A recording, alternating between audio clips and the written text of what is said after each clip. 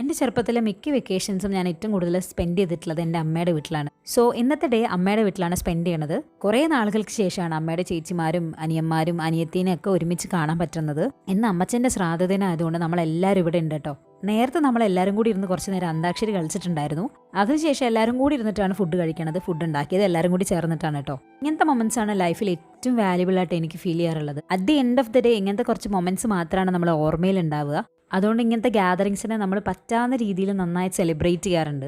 സത്യം പറഞ്ഞാൽ എല്ലാവരും കാണാൻ പറ്റിയതിൽ ഒരുപാട് സന്തോഷമുണ്ടായിരുന്നു. അങ്ങനെ വൈകിട്ടായപ്പോഴത്തേക്കും നമ്മൾ വെച്ചു കൊടുക്കാനുള്ള പ്രിപ്പറേഷൻസൊക്കെ അവിടെ റെഡി ആയിട്ടുണ്ട്. നെയ്ച്ചോറും ചിക്കൻ കറിയും ഫ്രൂട്ട്സും സ്വീറ്റ്സൊക്കെ ആയിട്ട് നമ്മളൊരു സമയമായപ്പോൾ വെച്ചു കൊടുത്തിട്ടുണ്ടായിരുന്നു. അങ്ങനെ വെച്ചു കൊടുത്തതിൻ്റെ ഒരു പാതി നമ്മൾ കഴിച്ചിട്ടാണ് എല്ലാവരും കൂടി ഇരുന്നിട്ട് രാത്രിക്കത്തെ ഡിന്നർ കഴിക്കണത്. രാത്രിക്കത്തെ ഡിന്നർ കഴിച്ചിട്ടാണ് ശരിക്കുള്ള വൈബ് എന്ന് പറയണത്. പിന്നെ വട്ടം കൂടി ഇരുന്ന് കഥ പറച്ചിലായി കേട്ടോ. അങ്ങനെ ഫോട്ടോ എടുക്കലും വീഡിയോ എടുക്കലൊക്കെ കഴിഞ്ഞ് ഇന്നത്തെ ഡേ വൈൻഡപ്പ് ചെയ്യാണ്. അപ്പോൾ ഇന്നത്തേക്ക് ഇത്രയേ ഉള്ളൂ. മറ്റു വിശേഷങ്ങൾ